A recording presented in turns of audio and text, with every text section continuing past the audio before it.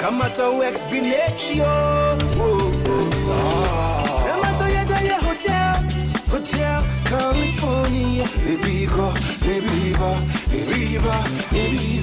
Kamata Yedaya Hotel, Hotel California. Ibiza. Susanna.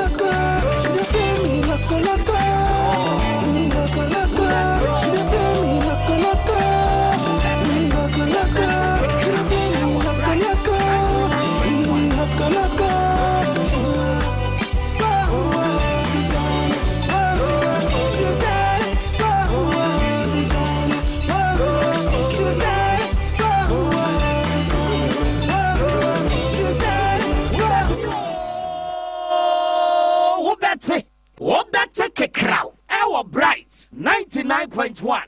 Wobete Wobete kekraw. Ewa Bryt 99.1. Bryt FM 99.1.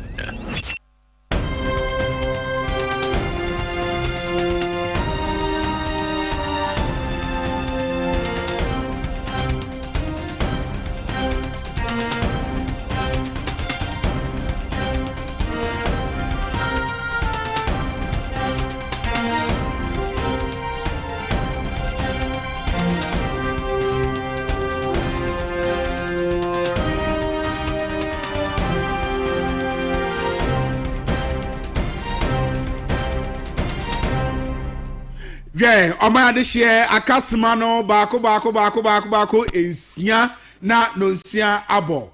Yemereti efo nyina adwo. Ebra so so omamu ene amahodo sensema yense ntrofo mantem bako dunsia emu ensem. Na semufo panyi atofo kese akosua asabia kropa ade edahima ene no. Nia edika na editie eno na yesu nkonwa yebekenkan ede amamu. Kasiebo and Bryt FM studios. Yani yenuanum street 100.3 FM. You know ma and I was joy that the multimedia a bank semu your GT bank and so hope Yanukofodia polyclinic and I edi and shenimu. Kasiebo e twan ho e wo Accra Taifa Norway Gamanche asase so dia na e daddy 101.1 FM Western North Region Seshi Bekwai Kasiebo enso enam Lord 107.1 FM na Seshi Esam enso eye winners 104.9 FM ensem ya yesin konwa ye de ebe ya sanso tintim nyina yen abefo entitanke senso dia na eye www.mybrytfmonline.com www.mybrytfmonline.com ensem ya de ebe mi amobetini bi na edidi suwe na an anasefo strike ya ne nyina no wo mu edi aginasi aban edi nano ababatuma ne nyina no wo mu friends enchafo ensemben enepie edi firi ase edi ebaye yeah na ende emrashib de fie wono mu ekwa asetena na asetan mu no enamrashib de mchiame wodo kokobo bi akodi ama emrashib de afo nyina ekokobo ben a na mrashib de fie wono mu afenwoma kense na afei wonomonyafo governance agboja wo mu de buani ani nyina no na eyede na ekoso na obesan so atibiom enso se ewo emrashib de fie ho a enso no edom ketwa ya wonom ena wonom ewo ho wonom afre in central fo nhyiamu achirechiremu anesefo a wonom ate atua wom ene aban ketahudie no emu nsam enche bia yenuanu bi sifo aja womo ede hyehyɛ soa enesa na wopanyi bi ede nsɛm bi akɔ ede amamo kyem sɛ moyɛ mofra de nanso moyɛ Ghana japade na energy committee ye no ewo mamu emrashib de fie wɔn chairman yɛ ɔno na ɛda ano wafrɛ nsɛntwerɛfoɔ nhyia mu akyerɛkyerɛ nneɛma bi mu ɛfa no ɛka ahodoɔ yɛ a ɛno no ɛda hɔ ensam no deɛ ɛdɔɔso yɛabɔ no gbafu yɛde ba bɛso mu ɛna anwummerɛ sɛ wobɛte Kasiebo na yɛkenkan di ama wo nso deɛ ka ho ne sɛ nnwumakɔ bi adaro ma yɛatena se yɛde nsɛm no nyina ɛba yɛma wadwo dade na twa me no wata ɛyɛ nsokuru gya Ghana fana nyina agye ɛde atom onya bi egu nipadua no ma ɛbɛboa yie paa dwumadie bi a ɔbɛbɛdi a nipa dode bɛba no fa dade na twa me no wata fa sɛve wɔm ɛkɔ mu spade de mu ɔbɔ nsampa a nso wei di abɔ ne gbana joy industry said the joy medicated something ointment dia be dwama so ɛbɔ yie pɛ ma honam dua no ɛpampam cent amotom na ɛtɔ so nso kama yie paa joy herbal clinic sɛ men kan kyerɛ sɛ yadeɛ yɛ o ɛgye eti wompɛ sɛ yadeɛ yaw a ne nyina no etimi ɛde brɛ nipa na bɛnya osunsunsanso de a joy herbal clinic sɛ bɔnwɔden asɔ bɛba na Kristo ayare sɛ nyina no hɔ an wɔde ɛfa awɔ nso deɛ wo fa ne kɔ a wɔte joy daddy multimedia yɛde mega cash lucky box naba ɛboa yie paa amanfoɔ ɛdi sika deɛ hie ne sɛ ɔbɛdare star 426 star 16 hash network biara bi star 426 star 16 hash na di akyire wodem paa na ensano adwuma so wɔ mfasoɔ yɛde ɛbrɛw na ne nyina ne 100 Ghana cedis pɛ braba peke forms Bryt of yɛne polyclinic no ɛna di anim hɛ woba yɛde forms ne ma wakɔfele ofili wie ya ensano adwuma bia wɔ biara no we no akyade etaachire no wobɔ homɔden a abɛyɛ wo dea shagzi sɛ menka nkyɛ adrɔbafo nyina sɛ wo ka na wo de fa bra woni bi nso abra yɛ ma wadwuma no na Mama P Cosmetic Center body lotion na na Ghana de nyina gya na so F42 Venture Stars papa security doors manta go sɛ bomodian sɛ wobɛba enyumako we adaroma anuanom mienu miensa ɛnan ya transe wobɛte Kasiebo no Kristo ama ya hoden de de bɛso kwampa so nkwa yɛn a wote yɛn ka ɛwɔ wiem body share kwame okanse meni me bra panyi nana asiedu keteke ehuna bobrim na abusafo ye kan mo se Kasiebo ya ye de aben ye social media handles ni nyina enam ba bia wo no utumi edeba wa hu utumi hwe yen live wo Facebook na Facebook no ye Bryt at Bryt 99.1 FM Facebook no ye at Bryt 99.1 FM wo hwe yen live wo honom wo share live e wo Facebook enti Kasiebo ye de ba nyina no wo so bomode na hwe na share na obi nso enya bi enso enhwe na text message nyina obetimi attest na oda brain e wo Facebook ho at Bryt 99.1 FM baby a wo hwe yan afi nyina obetimi de aba kama ye be kenkan abri papam e de ama he YouTube we say YouTube ehwe nyina ye nam ho ehon so at Bryt 99.1 FM at Bryt 99.1 FM official in a TikTok at Bryt 99.1 FM official ehwe nyina Instagram Twitter be bia eso ye nam ho ukọ Twitter ubukọ at Bryt 99.1 FM ya WhatsApp line so edem obetumi edi afa ho ye be kenkan kama pa enso edi amount nti social media handles nyina Kasie ye demu live pa onso obetumi afa phone na wako Google Play Store fa phone na ko Google Play Store honum na hono ko ha ko download Bryt FM ko na ko download Bryt FM wonya download ya pe Bryt FM onsa be kan wo so kama Daddy FM ena Sweet FM obehwe nyina obetie Kasiebo ya yede be obetie live baby a wo hye bia wo Ghana ha amonone baby a Ghana ha baby wiase afane nyina wanya download app no nko ade obetumi tie Kasiebo live enso hosanso ena ye news updates mybrytfmonline.com mybrytfmonline.com ye news update ni nyina da eno so ewo ho a obetumi akenkan nea ohia eyo data keke wo data nko ade a wodamu sharp nti mo nhye no so emfa amayen afi Kasiebo no enchiremu ankasa enie na yenko oman mu emraship de fie endei emraship de fie efo wonmo eko eye asetena na wonmo eko asetena no eho ape ena emraship dwom chiame ye ono ena owo honum Right Honorable Urban Sumana Kingsford Bagman wode eto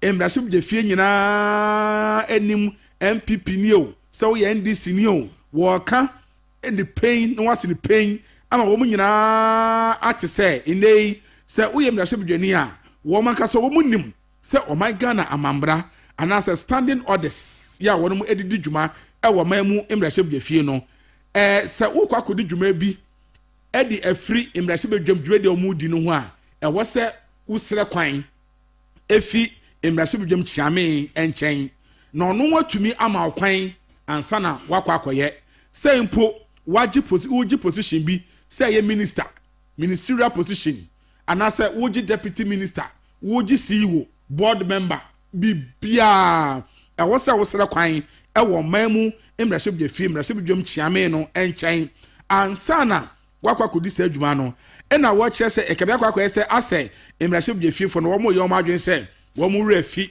wo no mu enim bi dabi wo mu nimpa na so say eye edidan ho pone na wo mu ede eye sa eni nti no wo ka no pain was in pain na fitin de ko wa twe wo madwen asisu say o man Ghana mamra no wo nim ni nyina wo mu so mu nim afa standing orders na emraship de fie wo no mu ede dwuma no wo mu nim ma wo mu nya wo madwen say wo no mu enim kra nti wo ka kire wo mu wo nim say waji position bi edi aban nchen so ye minister deputy minister wo ye board chairman yo CEO D&D yo bomadia na besere kwan e wo mamu emraship je fi ya no ba besere kwan na de fi emraship je mchame enchen ansa na wa ma kwan se we nyina ansi na so oje ye wo extra duties e de ka ye emraship dwom dwumadie no ho pa dia e na wono so wo be kire no tumi wo be kire se wo ye chiame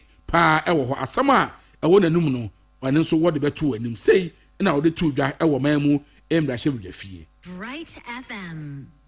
The Speaker shall enforce strict compliance with the constitutional and procedural requirements. No member, minister, or deputy minister shall accept or retain any office or profit or emolument without first obtaining the required permission. Any breach of this directive will constitute a serious violation of the Constitution. Silence, oversight, or informality shall not be accepted as a substitute for compliance. The House cannot afford to compromise on the principles of public trust, accountability, and institutional integrity. It is the duty of every public officer to ensure that their conduct does not call into question the credibility of the offices they hold. The Speaker calls on all members to lead by example and to adhere strictly to the standard expected of them under the Constitution and the standing orders of Parliament. For no na enwechi no wamano anso ha wade afutu ne kokobo yi ekode ama omamu emraship je fiefue ena wo se enye se wo ka no wote ho a wo ka no na wo ka na emraship je fiefuo no won mo se ye de waka nanso ye mfa ye adwuma waka de nanso ye nteye wo se wo de baba ye adwuma pa wo de baba ye adwuma pa intino se wo de wo a wo pe no se wo ye emraship dwani na wakwa kwaje extra duties bi e de aka ho na so wo de wo se wo ma na so nte na wo mesere kwan emfi no ho a wono nso no wobegya ne tumi so na asotwe a ɛwɔ hɔnom no wɔde amount ɛhono nso wɔkyerɛ ne siwe professional associations, trade or otherwise, where members have the opportunity to practice, to hold the members accountable and insist that the permission of the speaker be exhibited and shown before the member is permitted to practice or continue to hold that office of profit or emolument. Honorable members, this directive takes immediate effect. I mean, the 14 days rule that have just been stated, within which members have to comply with the procedure, starts from today. 14 days from today. Bryt FM. Those of you who have been offered these opportunities, you have to go through the procedure. 14 days from today. And until you receive a certificate from the Bryt speaker, FM. you are prohibited from continuing to hold any office of profit or emoluments. With Bryt this, FM. I thank you for your attention, and may the good Lord continue to bless all of us. Thank you. Yeah, piao. Emrashe bedwam chiame enonom we right honorable Urban Simana Kingsford Bagwin ina wakasa no wase efiti ena eko oma omundefua bako edu enan yes na otwe mienu enono wa onim se waje position biada ede efi aban no enchen no fa ohun sam ni position nyina agu nkrata so na fabra no office na won hwem no nkenkan na oma ho kwan nti sana so se wonya ne sapa de a na ono so no wo begya ne tumi so na asema wo ho nyina so no na wone wo aka na yada soara ejina mra se bedwafie wa sanse na asetra no ne nyina ne sene da ne da nyina wo mo eye no kwan a ye befa so a oman we betumi afa ne tampa ade fra sanse Ghana for soma ya asomam honom no ne nyina no eye oman no eye die entia na enne mra se bedwafie no dom kuma no ba no deni a wasanso ya mra se bedwani efutu constituency ewo emfinfini emantam wonumonyafo afenwoma ken wono ejira ne nanso ene wokasa ene wochem se Mr Speaker mi won samba komienu bi eka esense niema bi ekoso ane nyina no ensada enjeja ne nanso na nanu ada yan konkote yese fu wanu aja 1 liter per liter biara no ukwa akobu ana 1 cedi na tuato yede eba beboase ne be adunso ne ho ensense no bibia betumi eja nanso ewo magwemu na ne de 24 hours 247 na latin ejina so chirebe na sabili weni eho enseseye no ene ekopiemu awmna asebedofie na mna asebedofo bebre na enaja wonum ekasa edefa ho na no ena afenwoma kins wo akasa ene wo echemu se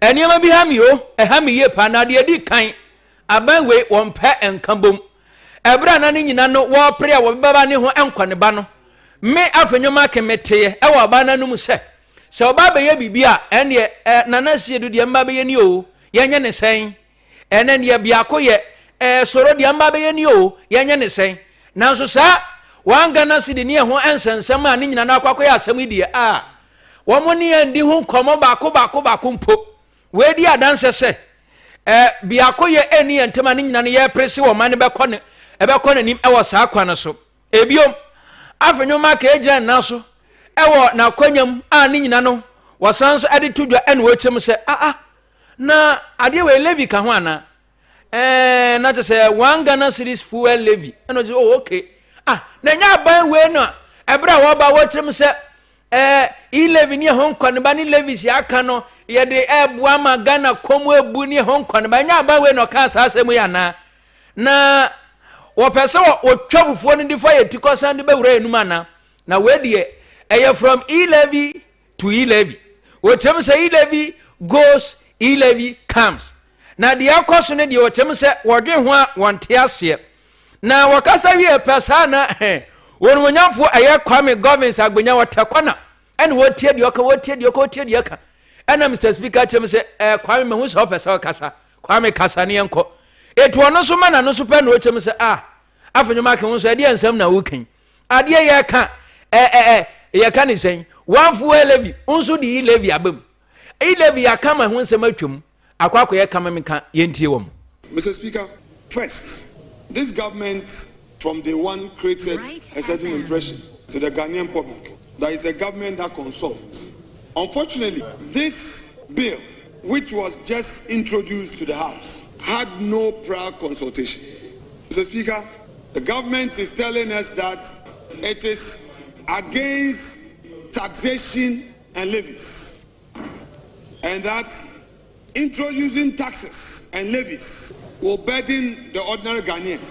What we are seeing today is that after repealing e-levy, the government is introducing another e-levy. Mr. Speaker, government is saying that it is introducing 1 Ghana cedi e-levy on petroleum product. 1 Ghana cedi. So, Mr. Speaker, 1 liter, 1 Ghana cedi e-levy.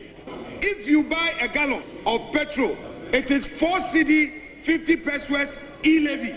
So, Mr. Speaker, this government is imposing 4 cedi 50 pesos e-levy on a gallon of petrol that we buy. Yes, you have energy. You said energy. Honorable Minority Leader, levy. I recognize Honorable Abuja. We stood for Mr. Speaker. Mr. Abuja spoke for 19 minutes. We all sat and listened to him. Very well.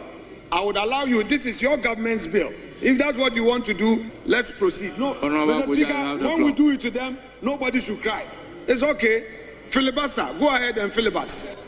Mr. Speaker, my nephews do watch parliamentary proceedings. They know what e-levy was, which was repealed.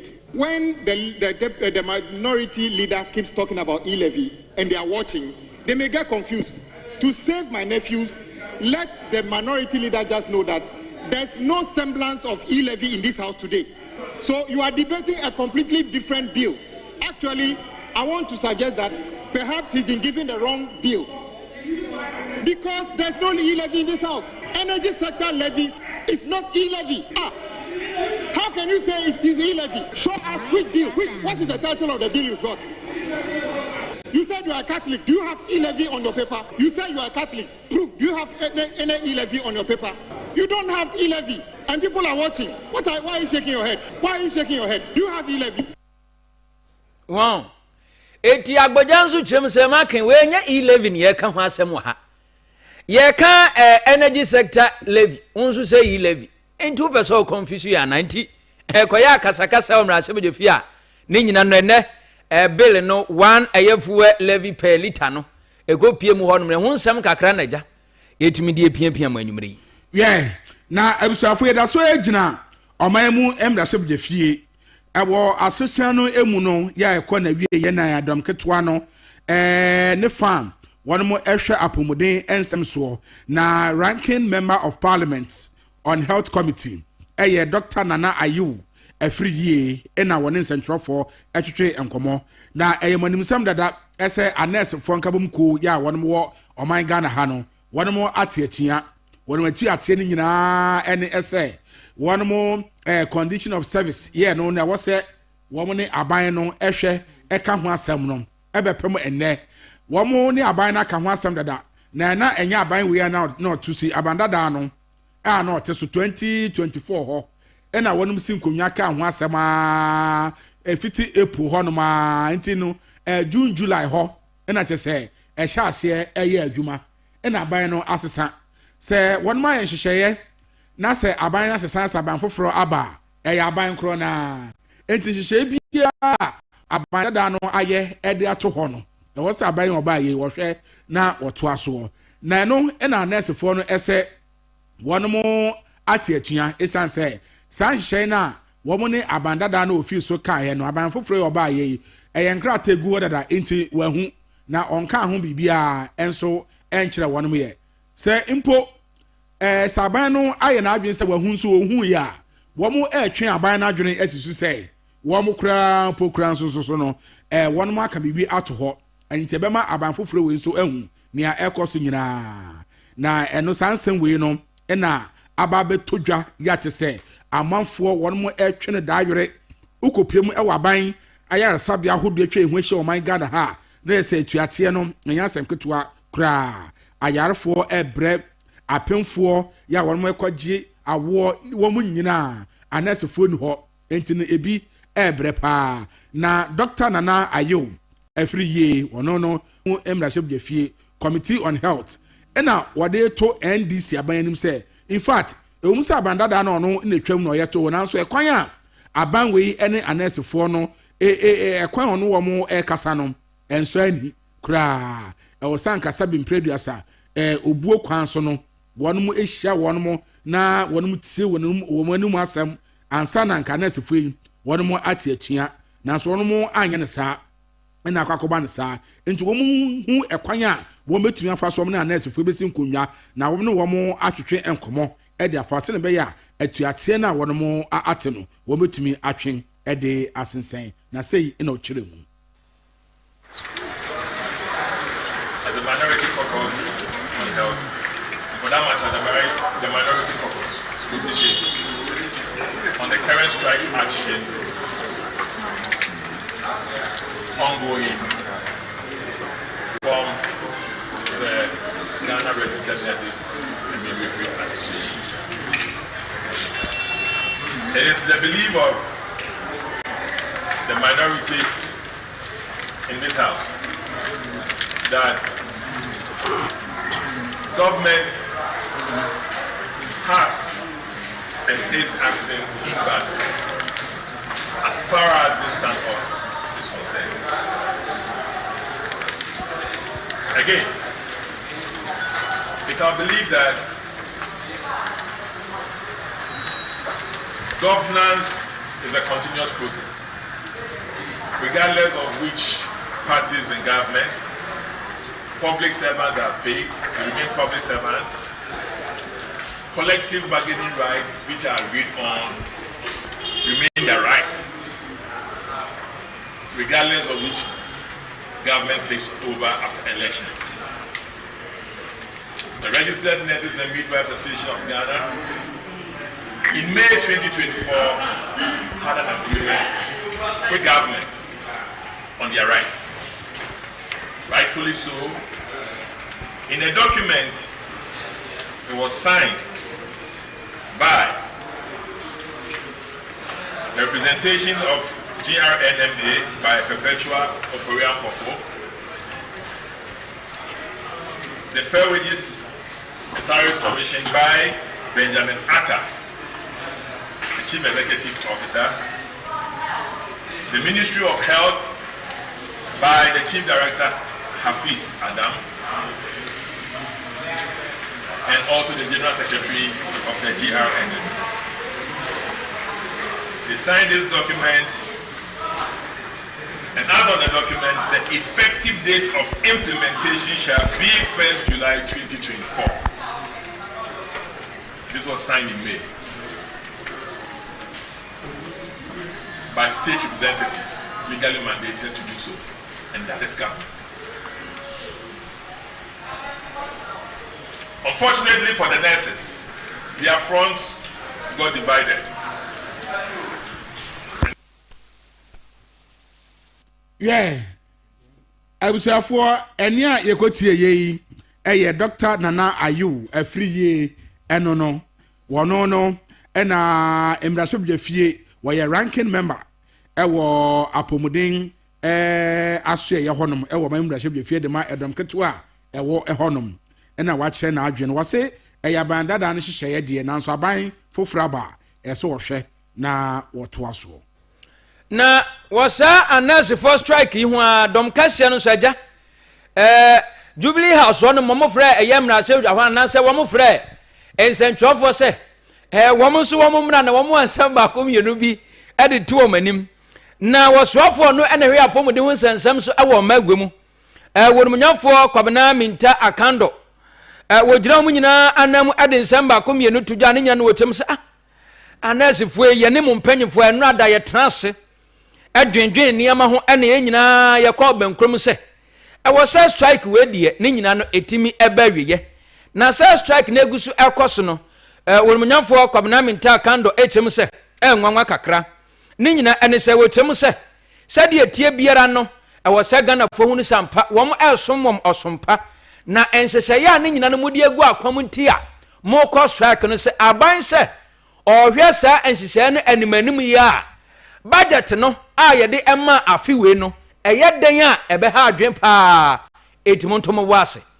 Yesterday, Monday, 9th June 2025, we invited the Fair Wages and Salary Commission to engage the GRMA, the Minister of Finance, and the Minister of Health to deliberate on roadmap for the successful implementation of the new conditions of service. At the meeting, the Fair Wages and Salary Commission once again, in accordance with law, directed the GRMA to call off the strike to allow negotiations to continue. Government wishes to stress its readiness to further engage with a view to implementing the conditions of service in a manner that does not dislocate the national budget. We wish to draw attention to the fact that the conditions of service under reference are not captured in the 2025 budget and will completely throw the economy off gear if implemented immediately in the manner it currently exists. We are mindful of the serious economic consequences of unbudgeted expenditure and want to avoid the economic slippages that led to the hardship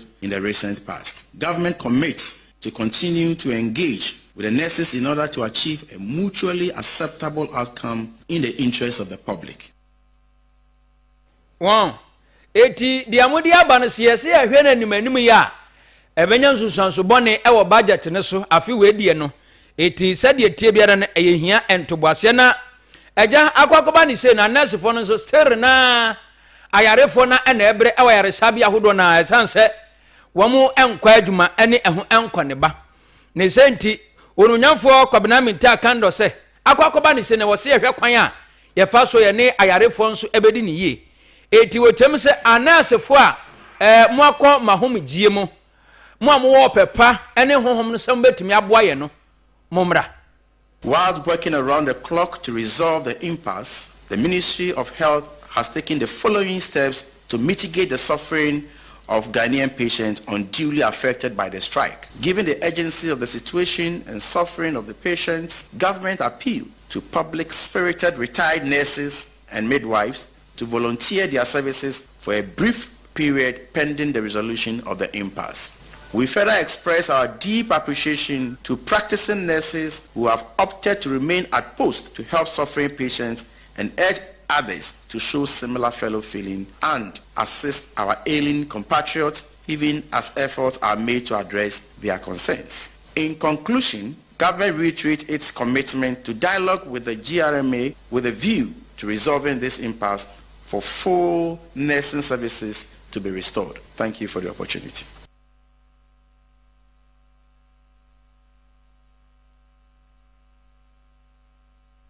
Bibia ebetimi akoye ye den ade nhyɛ begu akwam se ne bia bibia betimi akoye na wonmonyamfo kwabena minta akando na no si ye pɛ General Secretary Adima Ghana Registered Nurses and of Midwives Association Yera David Tenkran woteye na woni Ghana mpo eja ye friends na dia bani o bra en wotem sa mi amahwe ensentrofo nhie mu a wo mfrɛ no mahwe atede akoso nyina na nyame anim nie baabi a yedu ye nyansa ntrofo nhie mu ne yehwehwɛ ye pɛsɛ de yehwehwɛ no yensa entumi kansa ne be ya ye betimi apem ade akoyenim na yɛsɛ ye kanse ye jai efie trane abadwuma paade a and ye nyanya.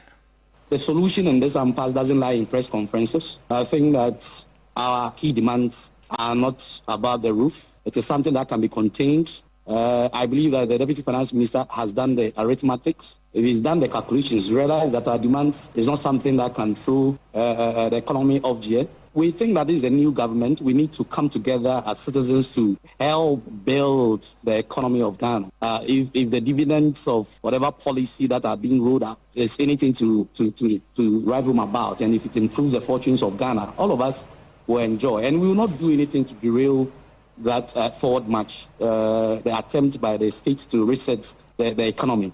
But that notwithstanding, we need to bring to the sharp focus of the employer that we will not sacrifice our future, our economic interests, just because we have been appealed to come back.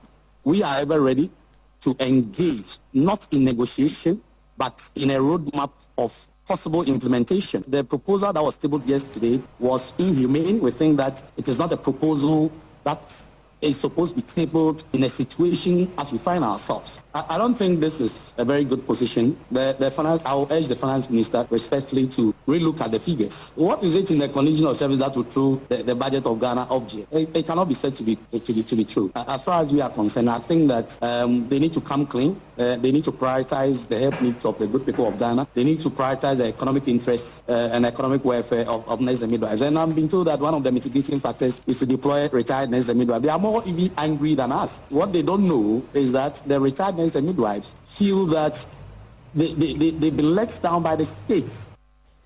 Well, Etimumpa anu ye papa mfama ya mose anas for mo kwa hum jim no momra. Homo kra mo buafu mu kra chen yen. Etu nti akwa ebibia opa.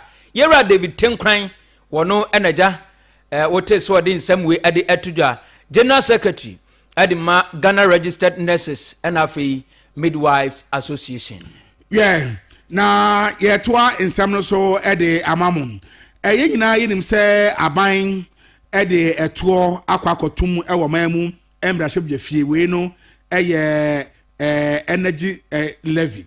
Na eno no wose liter bia no yemboa aban se Ghana for yemboa no na dum so ya eno no ekoso nkitinkitinkitinkitin yentu dum so no ase sanse abandada ya ofi aban mu akoyen eka eda hopa ya eka wabro ede ato ho no enya asem ketua enti se aban ya wabe wanhwe na wantua kana na chese dum so na ena besan so ababium na dum so nso eba enya de betumi aboa ndwuma akese nketua ene adantamu eni ntinia aban betumi aya ne se wobegye yeto enkete esan se sikada ho bia ni wa ewo baabi ewo yefutuo no emu kura na eno ena eye ora Emmanuel Kwasi eye bejina wo chairman energy committee ye no ewo omamu mbrahye biafie ena wose wahwa hu say edom ketwa na wonmo omamu mbrahye biafie MPP fo no wonmo friends and trofo nhyiamu kasa ebugu aban foforo so se wonmo ehu kotokua no na womo de krampo akwakohyem ene ade kyese wonmo hu amambuo no so ena one Ghana cedi dum so levy womo ede aba ene ade ena wobisa se sa ekai a eda hoyi a womo pe sa one Ghana cedi per liter dum so levy no anye bia no enfo na broke saka no eto ho enya aban ya ofi mu yayi wo se MPP aban ena bro saka yi eto ho eyi sa aban foforo ba na se wo pekon obefa so obetua saka we nyina afri ho a anka ye bone wo se anka nya bone kura esa anka ban ya wa fi krampo no wo boa wo mo na anka wo ka bi ema Ghana fo nyina ehu se ampa wo ye hia sika ewo eye energy sector no na ye nyina tumi aboa ye nyina esa nsendwumaku ahodo ya ye buebue ewo man Ghana hei senkanea enja ne naso a affect NDC fo nko a MPP fo abuebue ndwuma afi NDC obia abuebue ndwuma ene ade enti no adenti ena wonmo enhwe na wonmo enkambom na wonmo nhwe na enema enkoyie enti no se sa press conference in central fo nhyiamu adom ketua no efrefre no womhwe na wonmo enjai na eka no wonmo ena broto ho nyade a ebeboa oman Ghana kura.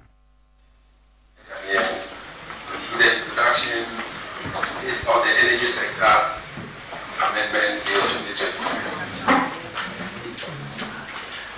I want to clearly state that this claim is false and it's misleading, and it's a deliberate attempt to politicize the responsible policy decision aimed at securing the long-term sustainability of our power sector. Now let's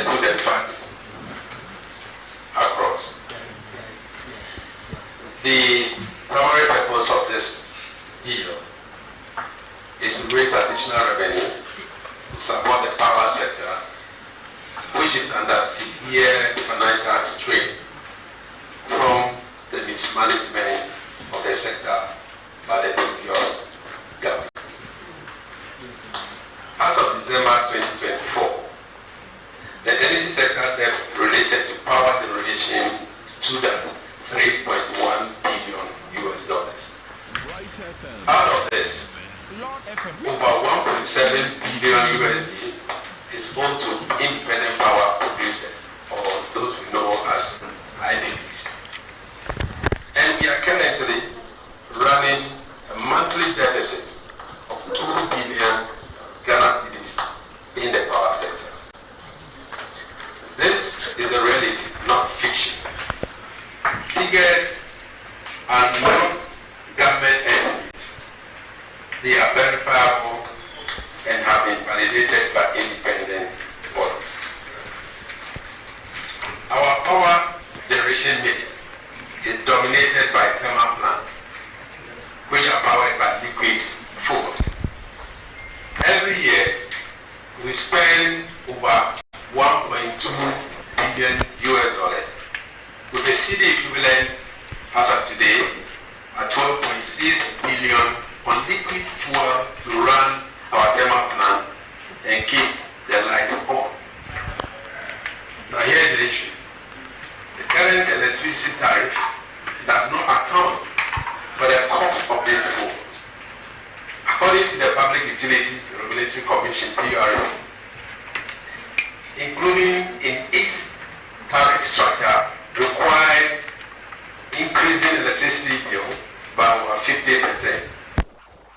Yeah, well, I was afraid you could see Honorable Emmanuel Kasiebo10 wono na woye chairman at the energy committee. Yeah, wo omemu emrachib de fina wa papa mu e wo omemu emrachib de fina wo chem say wan thermal plant ahodo no enyina fango enho na no so aban otwa mu wa boka egu ho afi krampo no 1.7 billion US.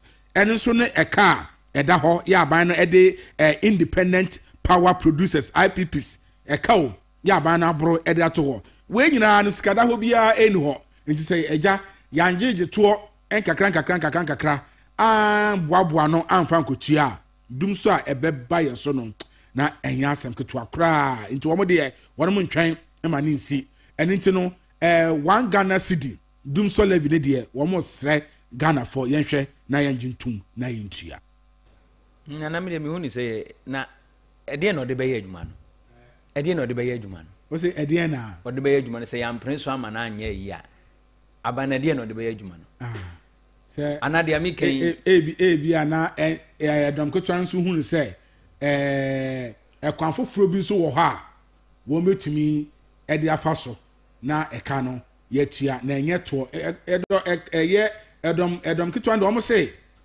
wo mo bonto an wo mo so yi levy wo me yi afi wo mo yi afi ho fine so wo so wo mo say wo yi levy na afi ho a won san emfa say no na afi no ma di levy enye den emba is an so mo say o hwe ye betting tax na wan ko to bet ayento o ko twa bet a o to bet na na yeto wan ko twa luto a yento wudi luto a ene ye den yeto so what you say aha but me de yen compare na yen hwe we won say na fi won say eto no so no esoso wenum de no esusa wenum de no soso we mu soso wenum de no esoso pa na omo de na yen ketenkete o da bi yen face reality no ha nana bet so de any dum so de one cedi difference wo we mu sa o de bet fo ye mam kan se ya you see say on be ka se da bi bet de eso chen de a we no mu ka se so say 14 abane de 14% ato electricity so yeah wahu 14% okay ena wasanso de 4% ato eye insuo so okay na say oba ye 18% tax I say we 14% ECG or they are also in a 4% water insuo. And I was saying yes, I don't know 18%. Okay. And I want to say betting tax 10%. And one so one more ye levy 1%, now 11%. Ukabuma 11%. Into we 18% to 11%. One at the wine and as soon as I say we don't so one could trap better. What to baby by Kania dear Ubia Yan Kania. In Kania dear, Unya koto ya pe, ye beto. Unya ko bunsu ya pension so be a yansu. Yes, I know dear a general who get the Unyan Kania. Ghana who beer you soon Kania. Nana baby you do a Ghana ne. Baby you do a Ghana. I was say a sister near maybe. I was say so my almost so much in Kobako into my Kobako. I was say a sister near maybe to say, oh, you are buying a now bar. One more party. And yet, woman shed and Johnny Ghana. And no correct. Woman shed and Johnny Ghana. No correct. And no correct. Because where the tour. Now we are tour. Where the tour now with the one more dada and sa. It's a baby, do no media. I was see a nya bibi bakwa at the oba be faso. Oh, send national policy in the one made a national policy. I was seeing nya. I was seeing nya. Nya. Ebe hadri. Oh, ebe say ya. And na making. Aban dachi bia say fie na yo, say fie watching yo. Hey, aban asesa ya pe when you say me policy. And also the need. Young koye education sector. Aban biaba wayan sachare e education. Aban biaba in the teacher for you say in the school in the curriculum yesesa ye say enko a. If free embracante pay money 60 something years still to me one policy education then aban bia boss sem hwanese fodie say a year o ka say yenhwe ne yenyama mu say aba nada ne de ba yo anameboa e ho na mo ye wo mo request ye ho ne sai ma me kan sai ho na mo request ye anka wabe enu kwan say bibi fufuro bia besi wo mo kwan e wo se ye to aso na ye yema mo etuwe ya anya ma wo mo a nese yi ebeba no omo se na eto atwaso na problem ne wo ho akwakoye ball asuja yo piao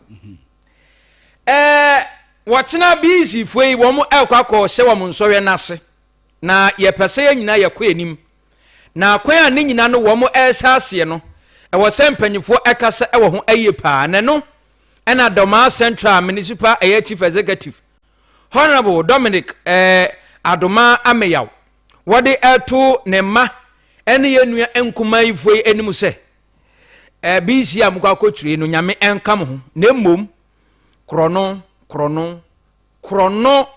ene apobie pie wa ho wa apone be frop ya be ye wa no benya zero etotemu se de akyerechefo na kyereye no eno a na eba eno anso ne apo no edisua na kotwro yedum sai so hwe ne tro no no bebre no wo mpoko sua pompo a ubati be apoliki mesre mabia na da oso to na po amo apo bi ani ba bia apo no wo de teacher fo no be kire bo di mesre se mo mfa mo nto apo so sua de bo mpa ye kire nyankopon no ne nyankopon no be je utata ma so ya mo sha sam betwe mo di nkuni mo so a mo di atumuti nse duru ho mo be dada nkura ne se mo ba po no ye ka kire mo ye di asrafo ne ye security fo a be so be de ba so tutufo no ye de be na mu ye nsa eso ko achi a mra no be di nso mo teacher fo a be from vigilators and supervisors am ko hwe nkura no so nso mo akra no menka se ne pen ana ne pen so cheta mfa ma no pa cho nko gina ho so ye oba ana onua ne nkotwe pen mfa nkotwe ma no enti de ayateni nkan aye mensi crash pani ede momfom giram e Doma Central Municipality nim wonumnyamfo Dominic Adoma Ameyaw yentoa ensam no so emfa emamwen na yenko eye adwadifo nkabum ku enchen guta ena warmo esre waman Ghana empenifo nyina banks sika krabia hodo ye atwa ye ho ahia nyina ese ene ye ho Nyankopon no encha de ye atese sidi no na ho odin ekoso na dollar yi ba fam atia ba fam de ende na esika krabia ahodo no so wo man Ghana hey na wo interest rates bosia ho ensi ho ya wono mo edetoto ho no kwaje bosia wo mo di etete ho no wo mo hwe na wono mo ente so ye wo mo nte so enfama wo mo asibe bi egira na gina ho wo mo enye ho hwe wo be kwa kwaje bosia na wo de be kwa kofa niam ehun nsi ho interest ya bank no ede be to so no sapepe ena etie ntina no so akwakoye asem bi a ha adwempa na wose sesika krabia hodo no se wono mo anhwe na wono mo bosia ho ensi ho no wono mo anyisu a still na yese ahoche na yewo mu no ye beto akoso atena ahoche ni ma se makwaje bosia na ehun si ho se ne etie nie balu kese na wode atoso a mekwakofa ne ma no aba no eja medwene ho se me ba betua me bosia asanso atua ehun ensi ho ya ode atoso enti no mehwe se meton ade na kwa mefa so a menya me bosia na ehun si ho nyina na dachi bia no betumi enya foforo se sanso ekoba da bia beka se oi enema boarding na wom sa akwakoba ne se sika krabia hodo nso wo interest rate wono matete so kra ama no abefom a anka no so anka ebeboa wono pa ama dwadie na wono edi nyina so no wono ahwe na atumi atumpon na nsewe nyina no eye guta wono empanifo enande wono efrem incentrofo nhia mu no this ansem we to centrofo nyina nim say yen kasa emfa ema wom isan say wono interest rate ne de wosoro pa ya emwa wono ewo kwan biada eso Ghanaian in general. One has to do with the interest rate, as my president has already said. We all know that for some time now, the policy rate has been coming down. And the businesses that we do, we cannot do it on our own without sourcing for some facilities from the bank. But we all attest to the fact that even though policy rate is coming down, banks are not adjusting their interest rates. Presently, interest rate is hovering about 35, 36% thereabouts. And I think it doesn't augur well, for businesses. So please, once policy rate is coming down, impress upon the banks to also bring their interest rates down. Then you also have the issue of the shipping lines.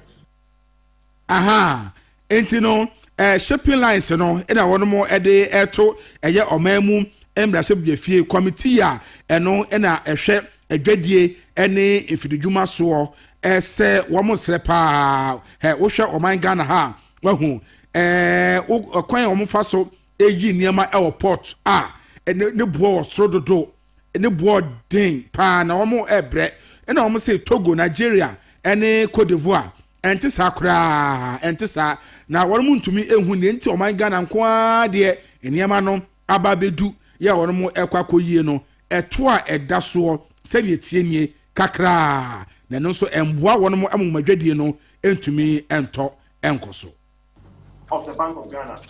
And it beats my imagination that you come and work within a country that has its own sovereign laws, but you come out with your own exchange rate without using the exchange rate of the Bank of Ghana, because we all know that the ports use the exchange rate of the Bank of Ghana, as a benchmark for their calculation of their duties. So why is it that the shipping lines don't use that of the Bank of Ghana, but rather they use their own exchange rate? This all contributes to the high cost of doing business, thereby making prices, very high. So please, the committee must take these things into consideration and then work on it. If you're able to work on it, prices, will go down further. Thank you very much. Yeah, also, that's papa for any yekotie ye Ghana Union of Traders Association guta mpanimfoɔ ɛno no na nkɔmtwetwe wei wɔn ekohyia ɔman emraship de fie abejuku a wɔn mo na ɛhwɛ adwadie ɛne mfiridwuma so na wɔn hawo nyinaa ɛto wɔn mo anim ɛsɛ ɛyɛ shipping ɛne adeɛ nyinaa afebosia wɔn mo ɛbɔ ɛne ehunsi wɔn nyinaa no ebu wɔn kɔn nti wɔn hwɛ na wɔn mo ɛnka bi ɛmfa ɛma wɔn mo no ɛwɛ abusuafoɔ na ɛha ɛna ɛbrɛ bɛma yɛ kwan na Kasiebo ni nyinaa yɛboaboa no efi Bryt FM Studios 99.1 FM so Sweet 100.3 FM wɔn nyinaa esomu atubi apete yɛ Kofodua ɛna yɛwɔ GT Bank ɛsoro hɔ pɛɛ yɛne Kofodua Polyclinic no ɛna edi nhwɛni mu sanso ɛna Daddy 101.1 FM Accra Taifa Norway na Western North Region Sehwi Bekwai enso a lot 107.1 FM Sehwi Esam enso a Winners 104.9 FM wo nyina esoma to bi peteye na Kasiebo yi se etumi eba wakwam a na emu aseda enko enfama ndwuma ku ahodo a wom dom sikei eson yasen. The drop of transport limited semi-country say eba no car renters pickups ne drop off bomodian so do ani bechem e na so ye Kofodua Central Hospital gate in ne wom enedi enhwe shop number 21 oba ye behwew F42 Venture Stars of security doors manta go se bomodian so beba na oba wobema de ayebapa nko eba no taps ne de a ye wahodo nyina ebi eho mama P Cosmetic Center body lotion man ne na Ghana de nyina no de ayebapa nko ene yakokokra abegu ya so ye na oba nso a ye bebo ama wonsa aka de ayebapa Shagzi semen kancha driver for nyina se subscription and 20 Ghana cedis pe se obe join Shagzi platform no ay free ensano adwuma so e won faso ya ba ade ama enti ensano adwuma bia wusuan bomoden se wonso odo ho ebeshem we joy daddy multimedia and of nature tour event and afi consultants yede entuma bo ano a yede ebro 100 Ghana cedis forms no Bryt FM yene polyclinic ene die nu here be pekibi na mbom sika ni bi nso wo box ni mensan ye mega cash lucky box no joy daddy multimedia ye de aba se be obi abotom be pofu fa phone no ebetumi aye wo de asesi a dial *426*16# *426*16# network bia na di akiri na 5 cities e de echo sika pudu atimi ebe ya odia 50,000 chobabo Mahama Ghana cedis je di bedi ano no joy ba clinic semen kanto se sadi etie bi wapomuden ehu ahia ye pa nti bomodin so beba awon so na hwe anga obewosa daddy na twam no ta enso kurujin joy industry said joy ointment ne medicated soap aba odware medicated soap na nado ointment ne so asasa ni pedua so ebeto so motom na pampam sente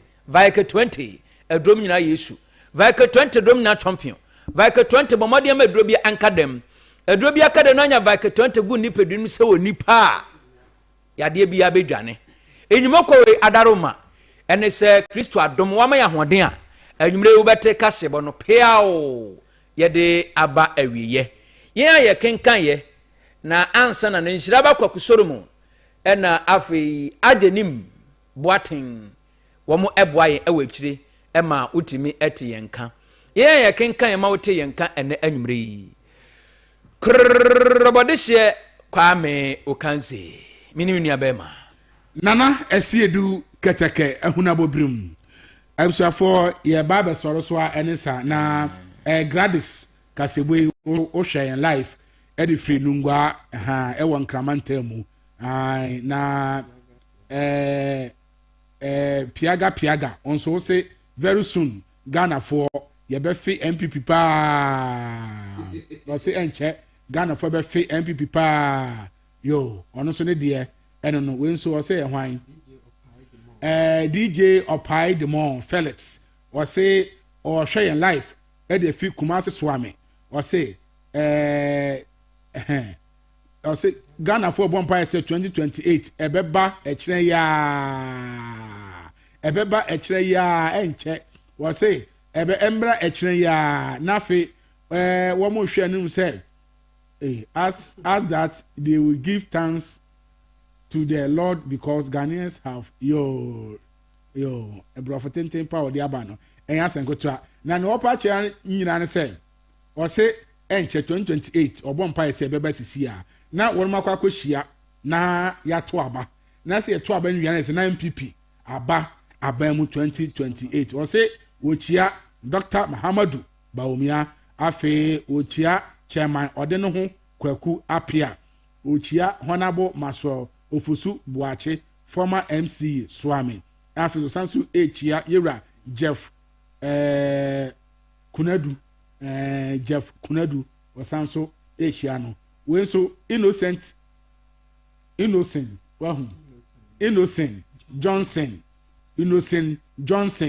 was say Osha life at the fee Accra was say Bryt congrats Bryt FM congrats Osha life at the fee Accra one so ne dia anaso omo enso dia one share ya omo de aba enso eno no yeah ebusuafo nonson ebo ya pe keba woni afamfo nyina eba besi nkonwa Bryt Power Sports keba master Brian the star boy in team omama kwesi daakon afi Angelo wo nyina aye krado ya Jody General wabuabu ansem ni nyina no ede amawom no nso boy yape Bryt Power Sports ebusuafo yadamu nyina se ema monity a wagye en enya ado